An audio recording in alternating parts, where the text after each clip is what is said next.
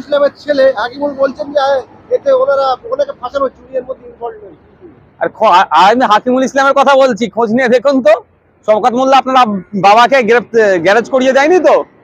এটাও তো শুনছি ভাঙড় 2 নম্বর ব্লকে তৃণমূল কংগ্রেসের বডি গঠন হবে, সংগঠনকে দায়িত্ব পাবে। কজন আরাবুল ইসলাম সাহেবের স্নেহধন্য পাচ্ছে আর কজন আপনার শওকত মোল্লার পাচ্ছে, একটু হিসাবটা মিলিয়ে দেখে নেবেন। আজকে মাইকের সামনে পাশে বসে আরাবুল ইসলামের পুত্রকে নিয়ে অনেক কথা বলছে শওকত মোল্লা সাহেব। একদিকে তো এই অ্যারেস্টের মধ্যে অনেক ইকুয়েশন আছে, সব ইকুয়েশন আমি বলবো না, সময় আপনারা বলবেন। ইকুয়েশনের মধ্যে একটা ইকুয়েশন হচ্ছে আমার অ্যাসেসমেন্ট শওকত মোল্লা কাউকে প্রভাবিত করে, এখানে শওকত মোল্লার হাতটা অনেক বড়, ডাইরেক্ট অভিষেক ব্যানার্জির সাথে তার সম্পর্ক, যে অর্থে আরাবুল ইসলামের সেই কানেকশনটা এখন কেটে গিয়েছে। ফলে আরাবুল ইসলাম তুলনামূলক দুর্বল ওখানে, তাকে গ্যারেজ করে দেওয়ার জন্য এটা হয়নি তো।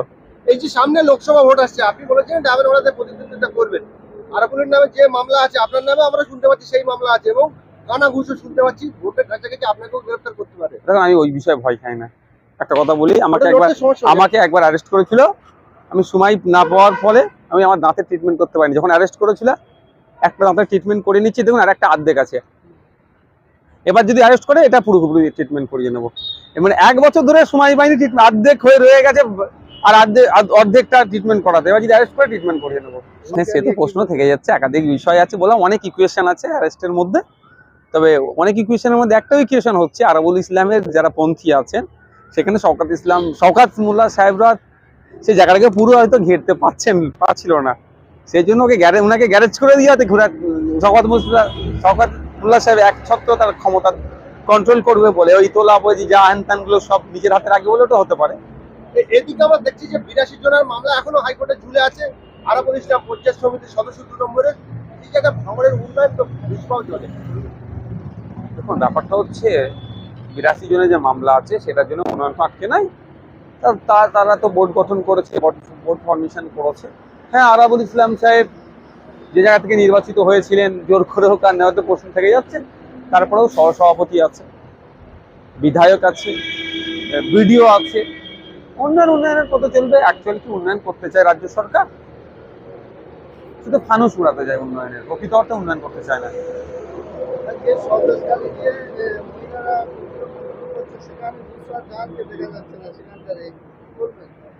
তো আগামী দিনে এই ধরনের লোককে নির্বাচিত করা দরকার, বিপদে আপদে যেন জনপ্রতিনিধিরা তাদের পাশে থাকে। ভাঙড়ে যখন বলেছিল এয়ারপোর্ট হবে বলে গুঞ্জন উঠেছিল, আমি ভাঙড়ে গিয়ে বলেছি আর আজকেও বলছি, ভাঙড়ের মানুষের মতের বাইরে গিয়ে একটা কুদাল মাটি তুলে মমতা ব্যানার্জি সরকার দেখুক, বুঝিয়ে দেবো আমরা।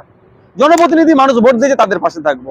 বিধানসভায় এই রিলেটেড আমার কোশ্চেনও জমা দিয়ে আছে, তো সুতরাং আমি তাদের হয়ে ব্যাটিং করব, আমার জনগণের হয়ে। ভাঙড়ের যে আমাকে ভোট দেয়নি তারও হয়ে ব্যাটিং করব, যে ভোট দিয়েছে তারও হয়ে ব্যাটিং করবো, এক কথায় ভাঙড়ের জনগণের হয়ে ব্যাটিং করবে। এখন তো নুসরাত জাহান যিনি আছেন যিনি এমপি, তার কাজ তো ওখানকার হতাশাগ্রস্ত মানুষের পাশে গিয়ে দাঁড়ানো। কে কোন দল করছে বড় কথা না, বিপদে পড়েছে বিপদে তাদের পাশে দাঁড়ানো। পুলিশ হচ্ছে বিরোধীদের জন্য সক্রিয়, শাসকের জন্য নিষ্ক্রিয়। যেই শিবু হাসদার নামে এত অভিযোগ, তাকে পুলিশ খুঁজে পাচ্ছে না। অ্যাকচুয়ালি পুলিশ খুঁজে পাচ্ছে না, পুলিশকে খুঁজতে দেওয়া হচ্ছে না, বা পুলিশকে অ্যারেস্ট করতে দেওয়া হচ্ছে না, প্রশ্ন থেকে যাচ্ছে।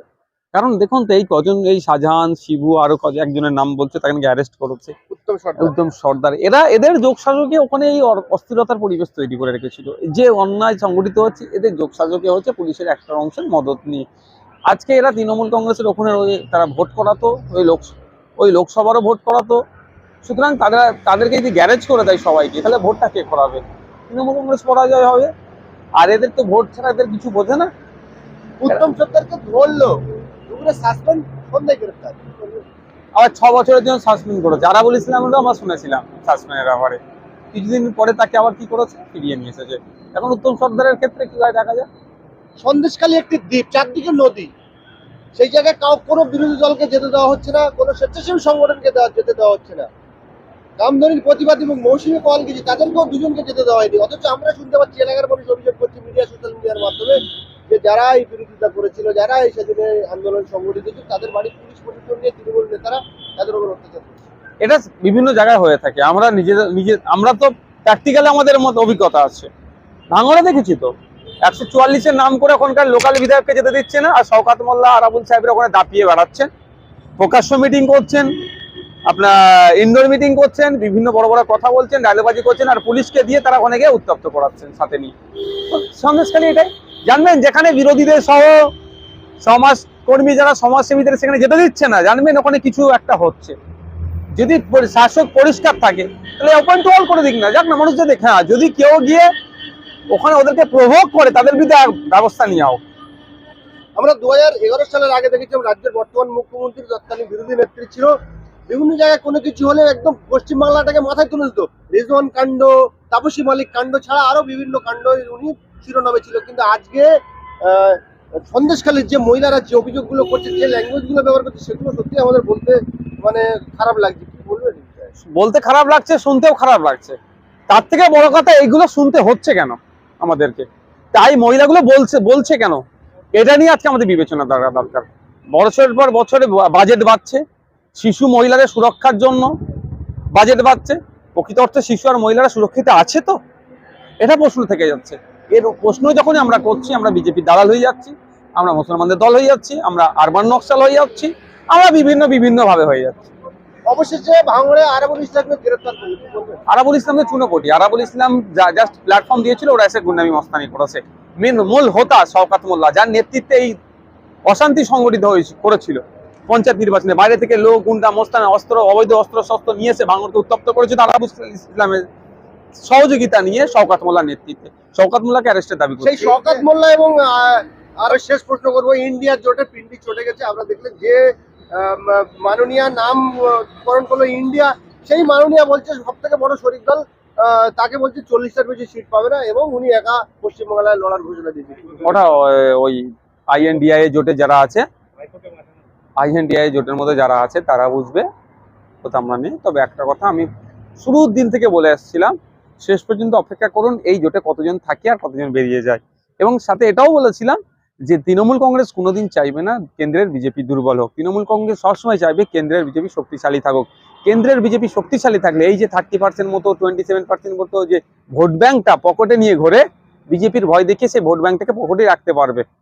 অ্যাকচুয়ালি কি মমতা ব্যানার্জি ইন্ডিয়ার জোটকে পিন্ডি চটানোর জন্য? কটি কথা বলে আমার সংক্ষিপ্ত বক্তব্য শেষ করছি। আইএসএফ জিন্দাবাদ। ধন্যবাদ আমাদের জেলা কমিটির সহকারী সভাপতি মেঘনাথ বাবুকে।